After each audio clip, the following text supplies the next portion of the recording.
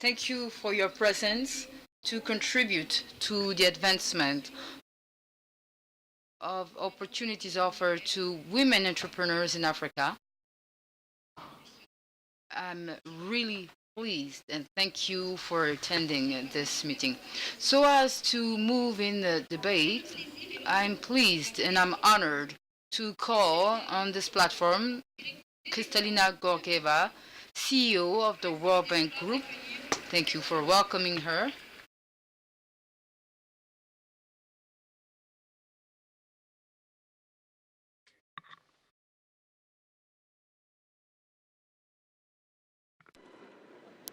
It is my great honor and privilege to invite on stage a woman who works relentlessly to promote the economic rights of women, Ms. Ivanka Trump. Let's give her a big round of applause.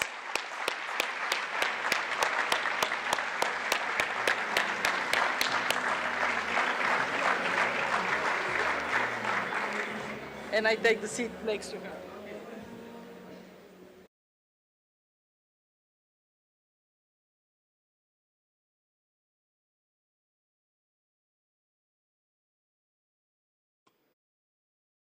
It is such a rare opportunity for us to hear from someone who has effectively proven that women they can be successful entrepreneurs and they can be advocates for the rights of other women. And I would like to turn to you, Ivanka, and ask you, recently the White House launched a very important initiative. It is Women's Global Development and Prosperity Initiative. It has a fabulous acronym, W-GDP, Women Boosting GDP. This is how I translate it. And you have been instrumental to make that happen. Would you share with the audience what is the goal, what you aspire to achieve? How can the international community work with this initiative? And most importantly, what could leaders in this room do for that initiative, W-GDP, to succeed? Oui, bien sûr. Bonjour et merci beaucoup. Good afternoon and thank you very much. It's wonderful to be here in Côte d'Ivoire. It's very nice. I would like to thank you for your hospitality. Sarah, thank you for your presence here today, signifying the importance of the initiative that has brought us all together, the economic empowerment of women. And you are doing tremendous work here in Côte d'Ivoire to advance the interests of Ivorian women. So we thank you for being here with us.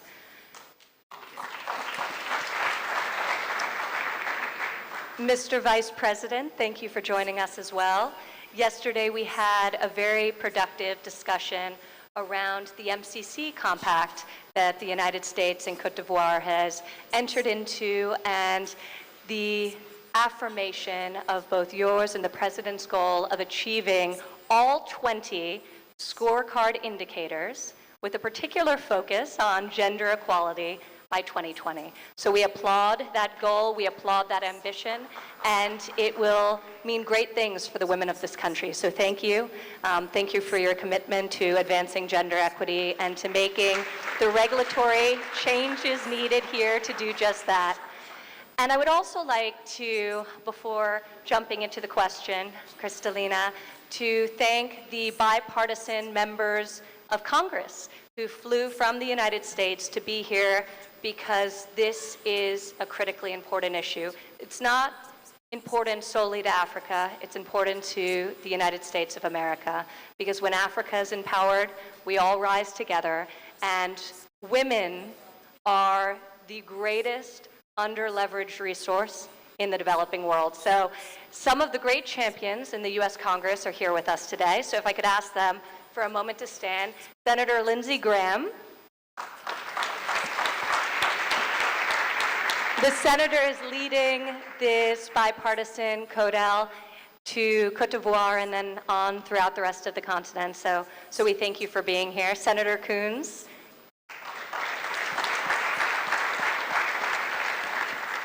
Senator Barrasso. And maybe more importantly, his lovely wife, who hopefully is with us today, Senator Sass. And Representative McCall. Hopefully, in addition to the high-level presence we have from the administration, Administrator Mark Green from USAID is here, representatives from the MCC are here, the White House, the NSC. So we have a strong presence here, and hopefully that affirms the bonds between the United States, this administration, and Côte d'Ivoire, and Africa in general. So thank you.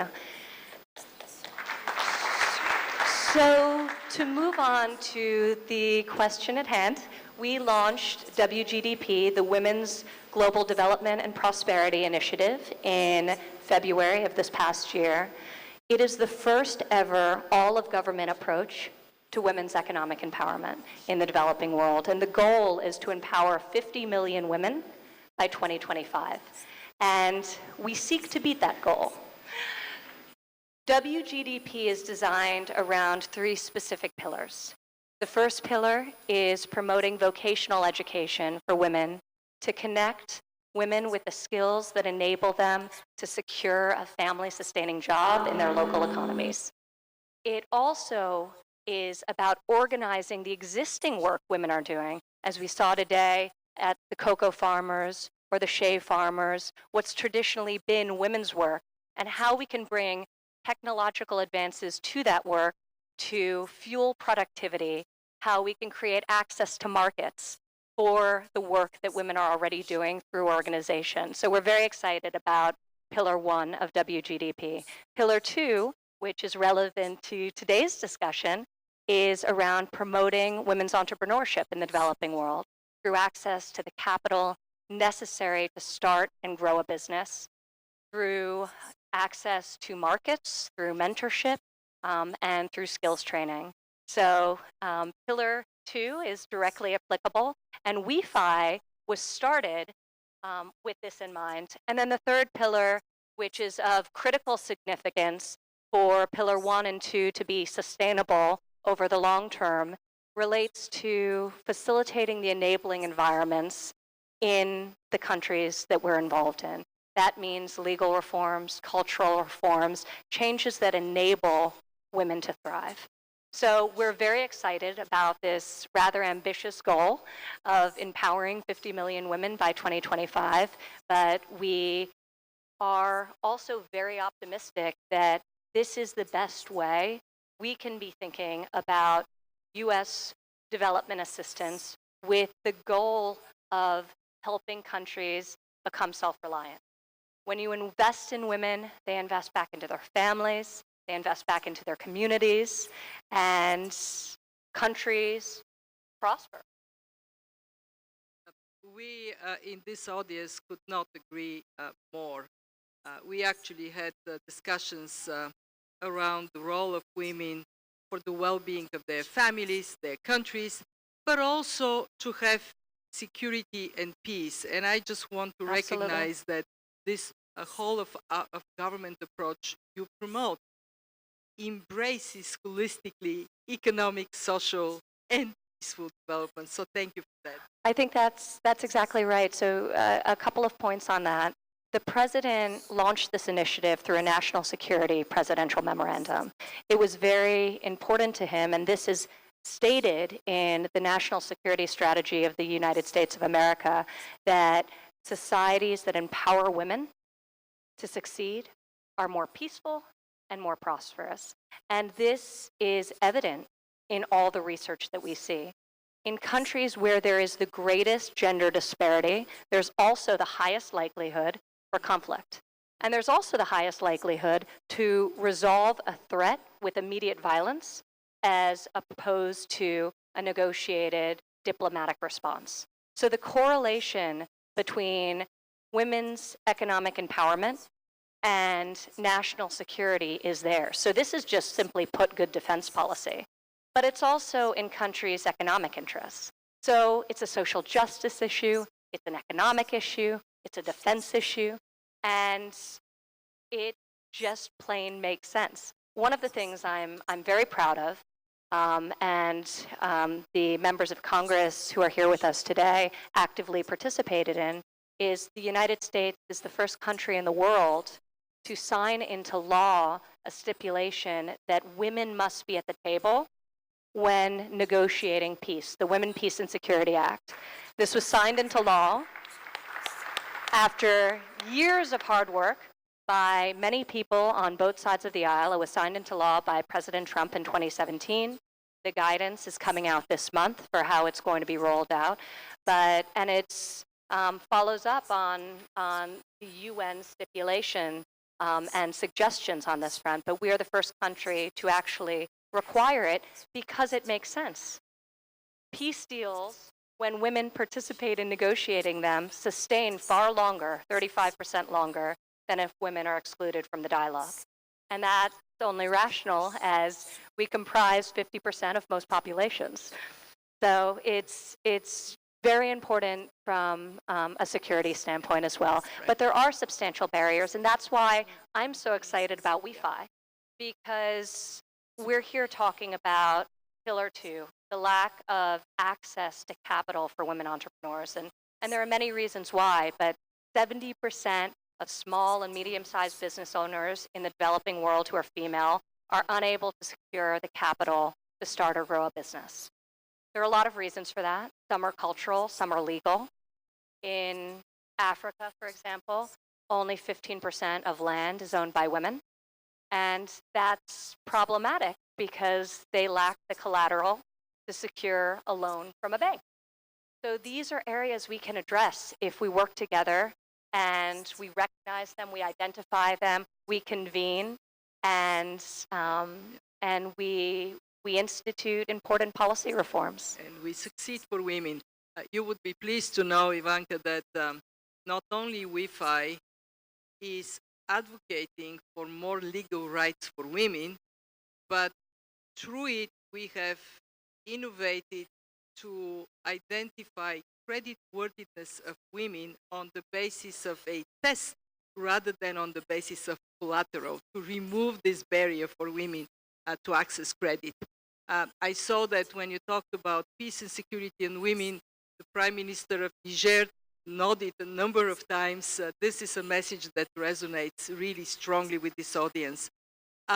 If I could ask you one more question. You have been one of the most passionate advocates for women I have seen in my life. And you, I'm sure, have helped by that standing, your own personal standing, many women. What would you share with this audience about the importance of role models, of training women, and for those in the audience that may be thinking of starting a business, but are worried about the barriers to overcome, what advice would you have for them? How would you give them this confidence to dare to go forward? Thank you, Kristalina, and that's very kind of you. I think mentorship is absolutely critical, and the mentors don't have to be female. They can and should be male as well, to encourage a pipeline of women, particularly in industries where they are poorly represented and there is inequity in terms of just the numbers. Today, I journeyed 2 hours outside of the city to visit an amazing cocoa farm. And it was run by a director of an association. And the women didn't own the land, but they created an association, hundreds of them, and they came together and they say, if we work together, we can collectively rise. We can pool our assets as collateral and enable us to be able to have more product, to have more scale, to be able to borrow more, and to be able to trade on a much larger scale. And this was a perfect example of women championing women, women supporting women. The director of the association was formidable and a tremendous leader. And we announced today, in conjunction with the private sector, with USAID and the World Cocoa Foundation, in addition to Mars and Hershey's and Nestle and several other private sector players, that $2 million would be made available for 300 more associations like this in Côte d'Ivoire, and for 500 associations to be given access to the formal financing markets. So this is what happens when women work together, but you need the role models, because unless you see it, you can't imagine that it's possible. And to the young entrepreneurs in this room, if you're in this room, that's a really good start. But I would say just do it. There is no time like the present, and just go for it. Just go for it. Ladies and gentlemen, the best advice we get from the best there is. Ivanka, you are an aspiration for many. I must admit here, including for my granddaughter, who also is named Ivanka. Isn't that amazing? I've never met another Ivanka, Well, and I look forward to meeting your granddaughter. Well, she adores you. And may I say that having you just to come here to visit these women, this is an inspiration for them, for all of us. Can we give Ivanka a very big round of applause for who she is and what she does? Ivanka. And Kristalina, I have to return the compliment. 2 years ago, prior to the G20, we started talking about this idea of Wi-Fi in my office in the White House, and we said, where is the gap? There was a relatively healthy ecosystem for microloans. But once you became a small business, once you became a medium-sized business, there was no liquidity to scale. And that's when you really start to have that multiplier effect and create employment in your local market. So we launched this initiative. 13 other countries joined us as founding members. The first round of capital was put out in 2018, which mobilized $1.6 billion for women entrepreneurs, of which we'll hear from in just a moment. So it's just tremendous work, and I'm excited to be a part of it, and I'm very excited for the future of Wi-Fi. And it's really important because this is the first regional summit. These problems are local problems that need to be addressed on a local level. So it's exciting to be able to come here to Africa and talk about the unique opportunities and the unique challenges that face female entrepreneurs in this country and on this continent. So it is hopefully the first of many regional summits, but it's a great honor to kick it off here in Côte d'Ivoire. So thank you. Thank you, Ivanka. And do please come to Africa more often. All women and men here count on your exciting leadership. Thank you very much, Madam CEO. We now are going for the last roundtable of this afternoon with very important persons. And on the occasion of the first regional summit Wi-Fi, the women African entrepreneur is at the heart of discussions. And I have the pleasure to call 3 women coming from this region who prove on a daily basis that the African woman has the stamina to succeed. And even if she does everything, even if everything is going against her.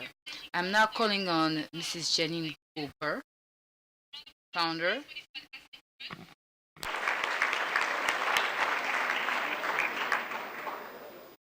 I also call Catherine Krobo-Edusei, founder and managing director of Eden Tree, that's in Ghana.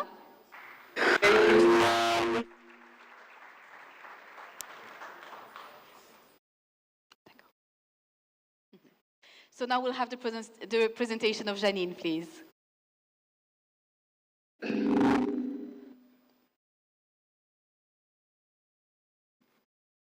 Hello. Thank you, Madam Moderator, and thank you to the organizers for inviting me to speak at this very important session.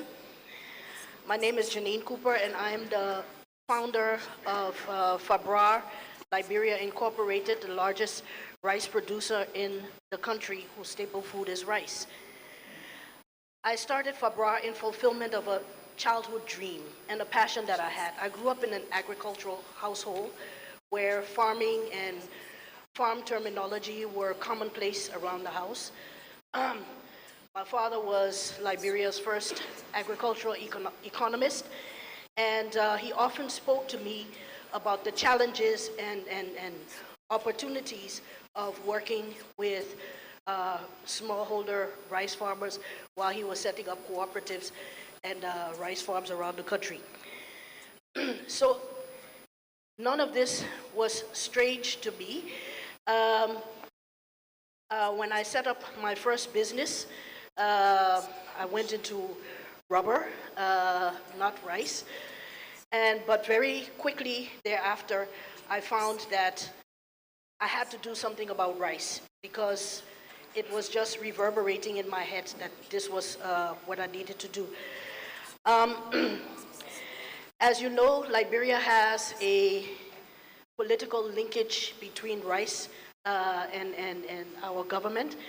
40 years ago this week, we had rice riots in Liberia, and that was followed a year later by a coup d'etat. And since then, it seems like Liberians have lost their appreciation of the rice that we grow. Janine, excuse me, if I could just ask you to bring the mic a little bit closer to your mouth, please. Okay, yes, you. The sound is a little bit low. If the technicians could also raise up the level a little bit, that would be helpful. Thank you. Okay, so Liberians have lost an appreciation of the rice that we grow, as well as even the motivation to plant and cultivate rice. When I started my business and I got into rice in the late 80s, very shortly thereafter, Charles Taylor's forces took over the country, and I was in the process of setting up a rice mill exactly where I have my factory today. And I lost everything, but I didn't lose the dream. And I embarked on a humanitarian career, and one of my first tasks as a humanitarian working with Médecins Sans Frontières was to organize and lead the first convoy, humanitarian convoy from San Pedro here in Côte d'Ivoire up through Mans and Danane into Liberia, where hundreds of thousands of displaced people were literally dying of hunger. I continued my humanitarian career across other parts of Africa, working with the UN, but food security has always been my passion.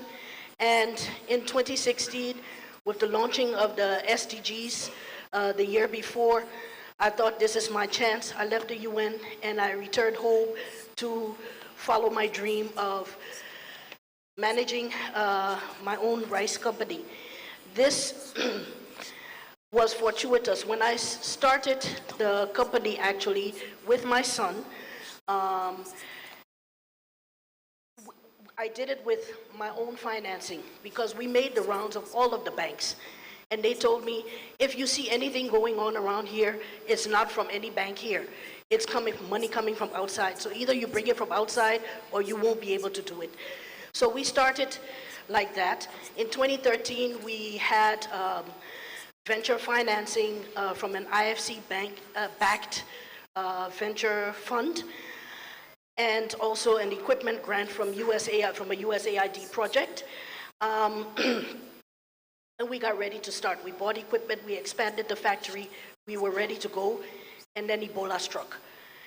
And it took me another year to be able to get that factory moving. We launched again in 2015, but by then, whatever working capital we had laid aside had dried up in paying for staff, because you couldn't fire people just because there was Ebola.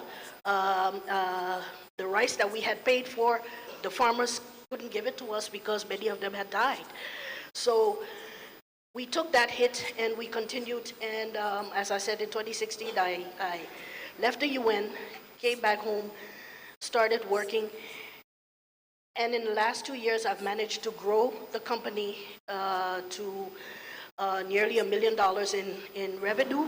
We're the largest rice producer in Liberia, and globally, we are the largest producer of West African red rice, which is arguably the healthiest rice. It's healthier than quinoa, it's healthier than teff, it's healthier than couscous. You name it, we've got it. And even though the financing has been difficult, we got a little line of credit with an interest rate that's in the 20s, with collateral that we had to get of more than 200% collateral to be able to get that loan. Nevertheless, we've grown our company, and this year I'm very proud to say that we began exporting our ruby red rice to the United States under the AGOA trade agreement. And even prouder I am that I've encouraged over Liberian commercial farmers to plant over 1,000 acres of rice, something that has not been done in the last 40 years. So 40 years after the rice riot, it's time that we get rice right in Liberia, and Fabra is ready for the challenge.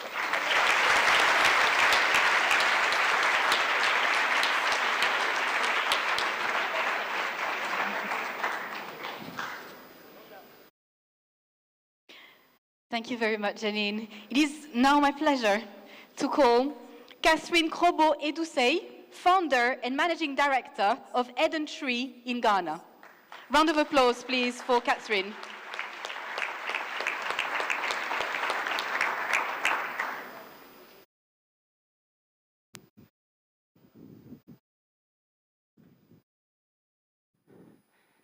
Hello. Good evening, ladies and gentlemen.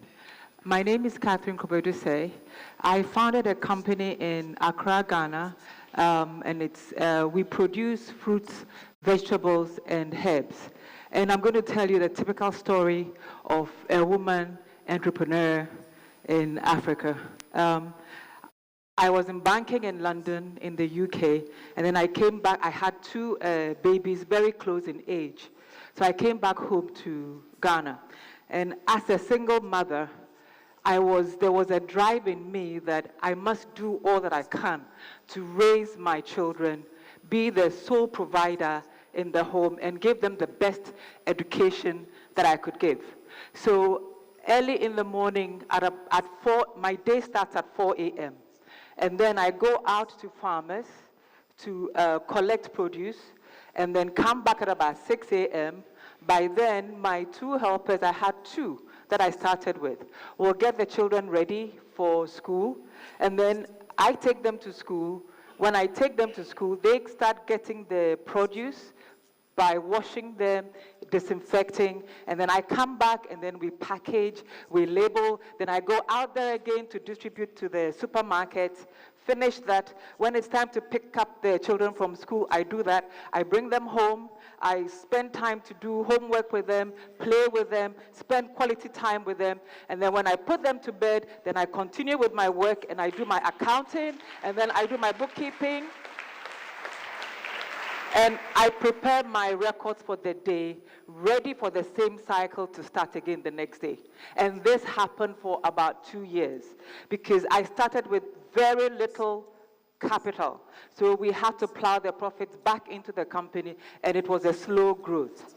Okay, so now I moved back 22 years, because I've been doing this work for 22 years now.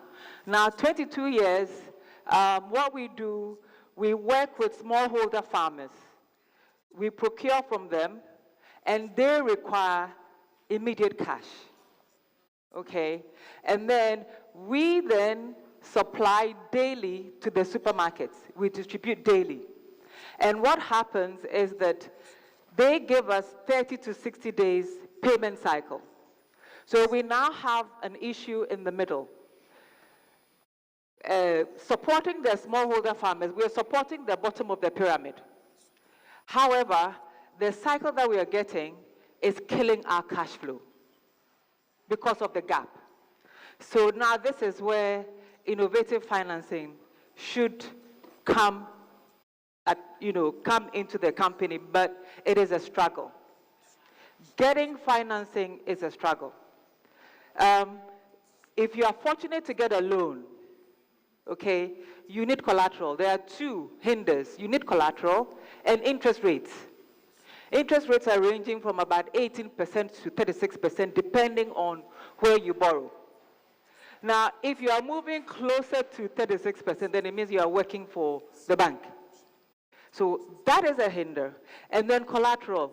If you're going to borrow $100,000, it means that you must have collateral that is worth $200,000 plus, because the forced sale value must cover the $100,000 loan. Now, this is mainly difficult for women entrepreneurs. Now, I'm hoping, we've been talking and talking and talking. I am hoping that there's going to be action. There's some action, but I don't think it is spreading all over. And then secondly, I don't know whether the banks who are supposed to disburse are doing what they're supposed to be doing. We hear the right things, but on the ground, it is not happening. My hope is that there's a fund set up for women entrepreneurs that the key criteria should not be collateral. The key criteria should be a good business case. You hear the words that, okay, women are good payers. Women pay their loans.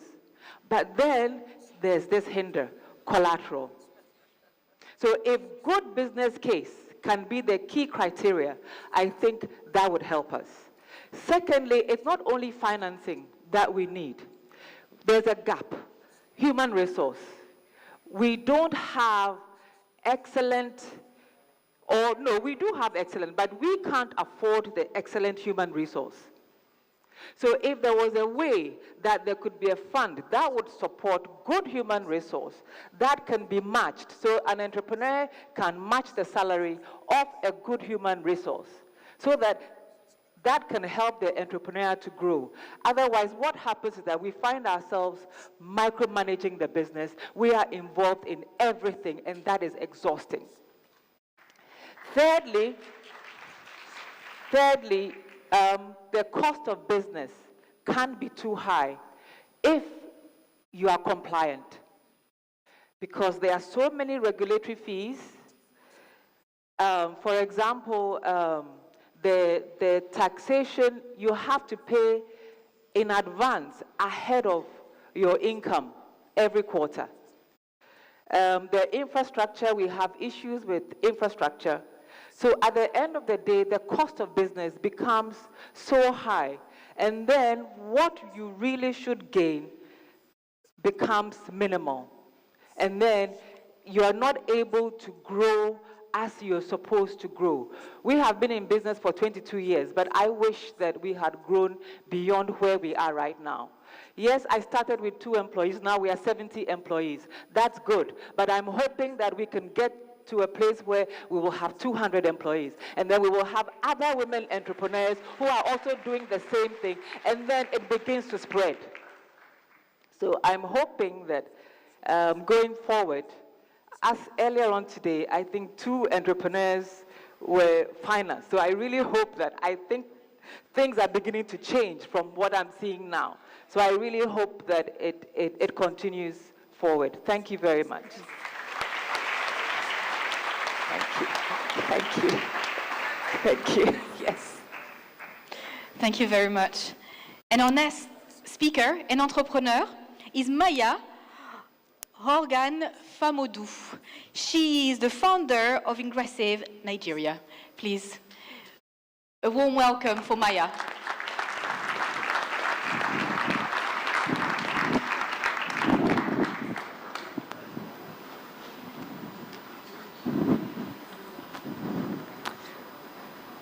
Hello, everyone.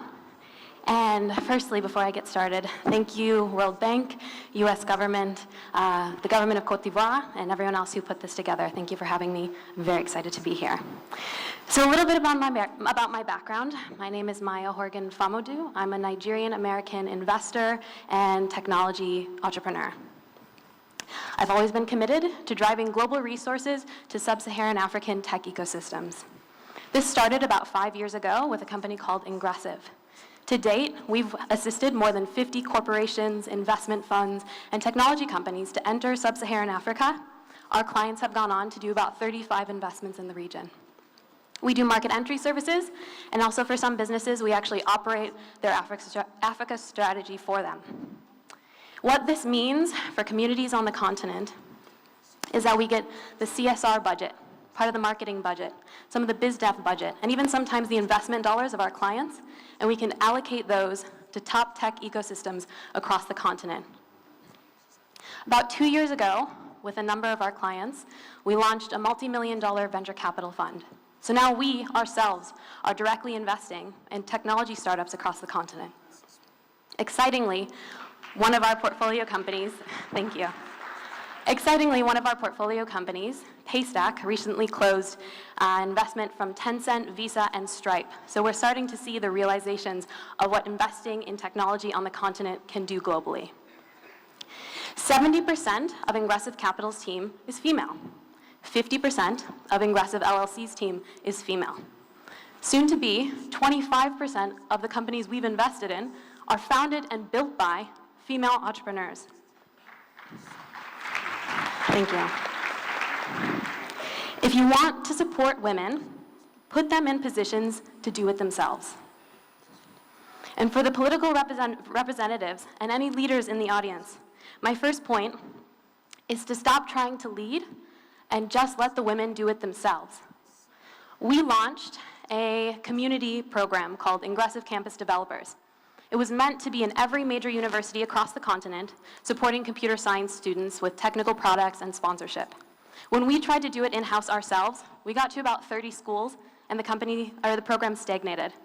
But when we realized that if we could just find the people who were good at teaching and also good at building communities, if we just gave them the money, maybe something different could happen. Currently, we have 10,000 developers under our network, 12,000 technology founders, and 2,000 designers. Women work well in communities. Identify the ones who do, and empower them. My second point is, if you want to support women in entrepreneurship on the continent, make it easy to incorporate a business and open a bank account. Of the top 5 countries in the world with the highest rates of women entrepreneurs, they're all 5 in sub-Saharan Africa. But yet, sub-Saharan African women entrepreneurs are some of the least financed in the world. Why? Because most of them are in the informal sector. If you can make it easy to incorporate a business and allow them to develop a financial footprint through a bank account, you can make it that much easier for them to access financing. And the last point is start promoting African products.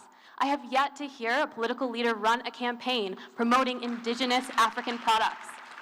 We have the highest rate of female entrepreneurship in the world. And where are these women? What industries are they in? They're in agriculture, food and beverage, fashion. If you want to support women entrepreneurs, support their businesses. The best way to radically improve female entrepreneurship is support the companies and buy the products that they're making. And now for a couple tips that I've learned. This is for the women entrepreneurs in the audience. The first one is don't be afraid to leverage the suits. This one was really hard for me, and something that I've only come to realize, and something that I wish I knew 5, 10 years back when I started on this journey. Sometimes you're going to go into a deal, and the person sitting across the table is going to want to be working with someone who looks like them.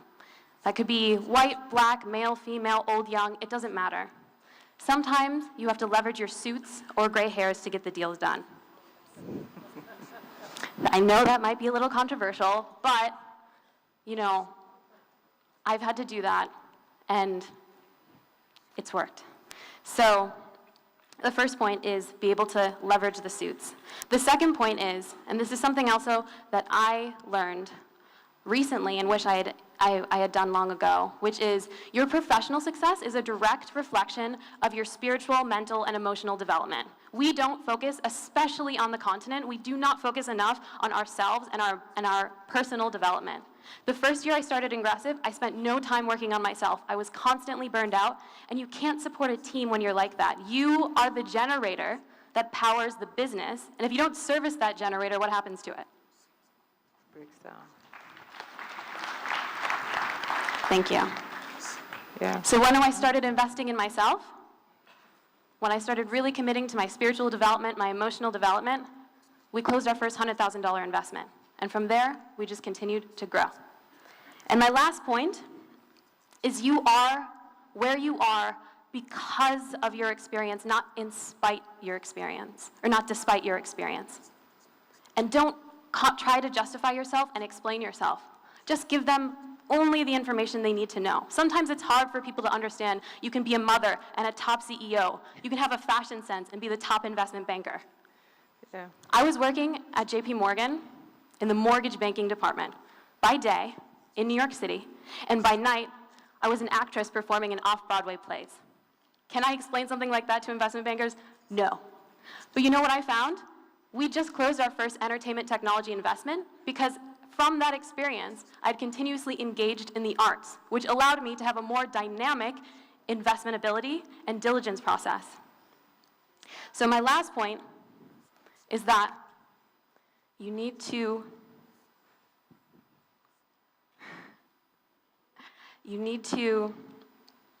only say what you need to say, and remember that you are who you are because of your experience, not despite it. And I'm a part of an entrepreneurship organization called Harambe, and we have this great mantra that I love to say every time I speak. It goes like this. We will check our road and the nature of our battles, but in the end, the Africa our generation desires can be won. It exists, it is real, it is possible, and it is ours. Thank you.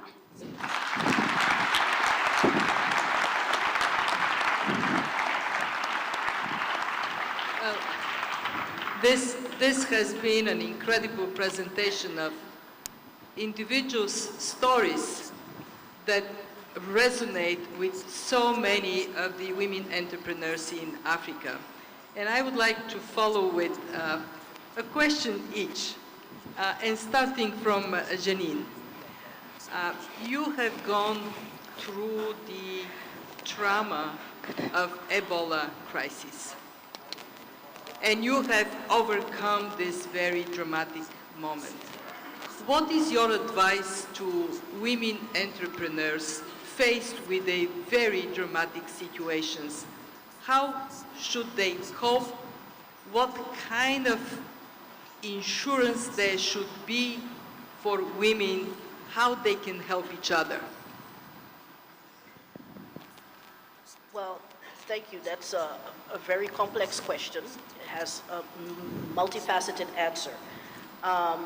My first thing is that women were the backbone of the Ebola response. I saw it myself. It may not have been claimed in all of the statistics that came out, but it was women who cared for the Ebola patients and took it forward. So we are nurturers. Count on each other. Count on your community, count on your family, draw on the strengths from others when you're down. It's something that I follow all the time. When I'm discouraged, I go back to my, I call my road gang and my tribe, my village, and they boost me. So count on others. That is excellent advice. Count on each other. Thank you, Janine. Catherine, I love the way you passionately spoke about the importance of trusting women entrepreneurs more. And you called on the financial institutions to demonstrate that we are able to walk our own talk. We say women are creditworthy. Where is the credit for them? If you were to have one wish to come true in this scaling up that you talked about, what is it that you want us financiers to do for entrepreneurs like you? You have proven yourself, but you want to do much more. What is the one advice? And I look at the representative of IFC here in the audience. What would you teach her? Right. And all of us. Yes. What I would say is that we need to connect the phrase that agriculture, manufacturing, production is what's going to take us forward. However, when it comes to financing, it seems like the financial institutions shy away from agriculture, they shy away from manufacturing, and mainly it's import and export, because that's short term. So I want to be able to connect. Do you understand? We can't say that we want to do these things, because if our countries, various countries in Africa, if we want to get somewhere, we need to start producing. We need to start manufacturing. We need to reduce imports, into the countries. We must have a base. But how are we going to do that if you don't lend to entrepreneurs to produce? How are we going to do that? So that is a great advice for us. Finance in the real economy, agribusiness, manufacturing. Yes. Thank you very much, Catherine. And Mayamuna, you spoke about your experience, and you concluded by saying, be yourself, don't try to be somebody else. In this of being yourself, what is the main quality you bring to have an ecosystem so young people can succeed? What do you bring from yourself for the benefit of others? Wow, that's a really interesting question, and I haven't really turned it back in on myself in a long time. Thank you for asking. I'd say one of the most important qualities that I bring is access. We have so many brilliant entrepreneurs that just need a little bit of financing, that just need maybe a few technical training, and then they'll grow. The company that I just mentioned, one of our portfolio companies, Paystack, that just raised from Tencent, Stripe, Visa, a lot of international investors. Those guys were entirely homegrown, home educated, from modest means. And it's so exciting to see that just with a self-taught developers getting into the financial space, they could boom and become the most used financial service product, in Nigeria. So I would say being able to identify these people and create the bridges internationally to access. So make sure that you're like personal trainers for other women. Together we can do so much more. Well, thank you all three. And now I will turn to Ivanka for a last word from this women-only panel. We don't see many of those, but here we are. We were talking about the vital importance of mentors and role models. And in being here and sharing your personal stories and your journeys to where you are today, in the face of, in some cases, Janine, tremendous, seemingly insurmountable challenges, if you inspire one other person, that is a great blessing. And I have a feeling that through the course of your career, you will inspire many, many more than that. So I thank you for your candor. I thank you for what you're doing. And I do appreciate the fact that this is an all-female panel, but I really appreciate that in looking out into the audience, I see men here. Because this isn't a woman's issue. This is about the growth and prosperity of nations, the security of countries, and It is a human issue. So welcome to the men here as well. And listen to the great advice that was given by the women on this stage who do have unique obstacles and barriers to be able to achieve their full and free participation in global economies and their own local economies. So it's a great privilege to be here. I'm very excited about both the mission of WeFi, but also what has been accomplished to date in terms of creating capital for entrepreneurs in the developing world to access. I just came from Ethiopia, where the United States government's development finance institution, OPEC, launched 2X Africa, which is $350 million of direct U.S. investment in sub-Saharan African female entrepreneurs.